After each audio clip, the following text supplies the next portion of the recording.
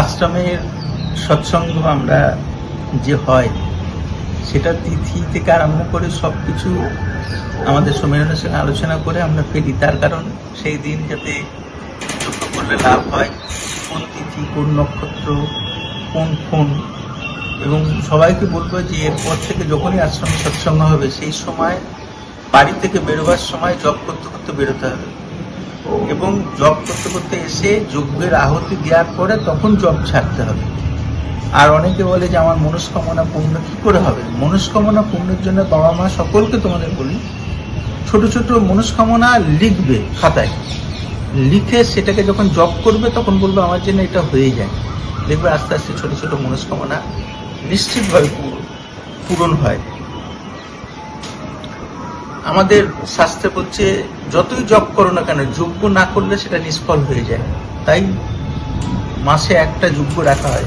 বেশিরভাগ সৎসঙ্গে এখন অনেক 2 মাস 3 মাস অন্তর দিই, তার কারণ যে যাতে কারো অর্থনৈতিক চাপ না পড়ে। এখানে ট্রেন ভাড়া, বাস ভাড়া, অটো ভাড়া, তারপরে আশ্রমে কেউ এসে কিছু দান করলো, সেটা যাতে না পড়ে সেটারই চিন্তা ভাবনা করে একটু পিছিয়ে দিই। তবু আমি চিন্তা করেছি যে এটা করলে আবার ক্ষতি হবে, এই জন্য যে প্রতি মাসে অন্তত যেরকম মোবাইলকে চার্জ দিতে হয় তবে মোবাইলটা ভালো চলে, সেরকম প্রতি মাসেই প্রত্যেক ব্যক্তির উচিত আমাদের যে জপ ধ্যান করে যজ্ঞে আহুতি দেওয়া উচিত।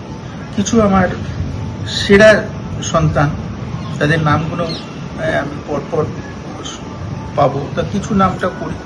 আমাদের ভিগুরামের মতো তো হয় না, অশোক, ভিগু, মহেশ, রুদ্র, এরকম আমার সেরা সেরা কিছু ছেলে মেয়ে সবার নামই করব।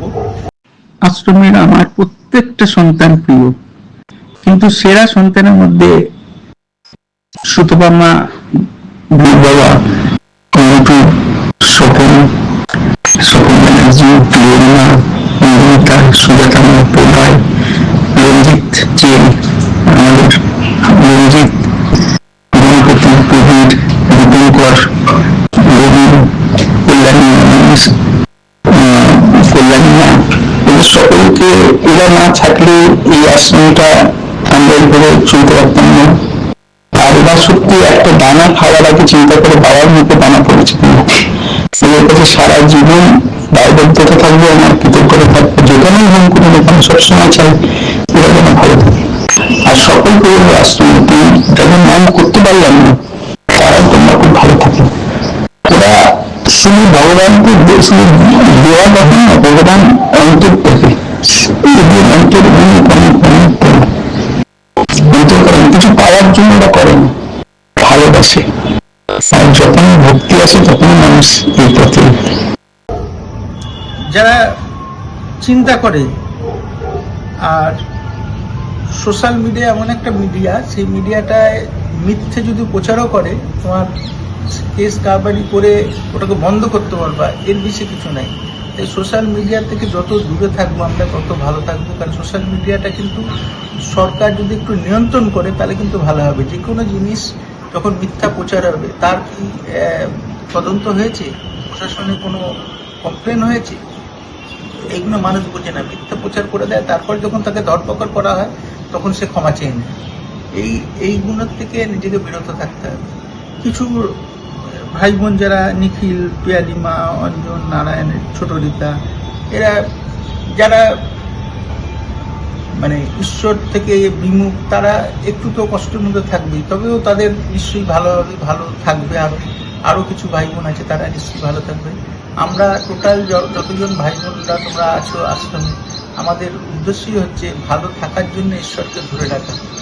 আর আমাদের হরিদ্বারে 4 তলা হয়ে গেছে, অনেকগুলো ঘর, 18-19টা ঘর, সব নিজেদের সংসার নিয়ে এসে স্বামী স্ত্রী সন্তান নিয়ে থাকতে হবে এক একটা ঘরে। কাশিতেও তাই, পুরীতেও তাই, কালিম্পংয়েও তাই করা হয়েছে, চারতলা হয়েছে, সব সব জায়গায় চারতলা কমপ্লিট করা হয়েছে। তার একটাই কারণ শঙ্করাচার্য কি করেছিল, 4 ধাম করেছিলেন।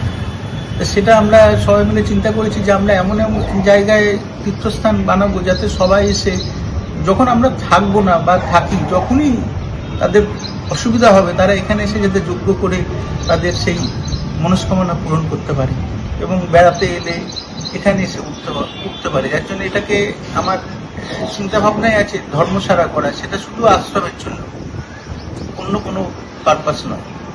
আশ্রমে এলো ধর্মশালা, এরকম চিন্তা নিয়ে আমরা চলছি এবং সবাইকে বলবো যে মনস্কামনা পূরণ হবে যখন তোমার তীব্রতা বাড়বে। অর্থাৎ তুমি জপ করবা আর মনে মনে ভাববা আমার যেন এটা হয়ে যায়, নিশ্চিত হবে, নিশ্চিত হবে, নিশ্চিত হবে, এ বিষয়ে কোনো সন্দেহ নেই।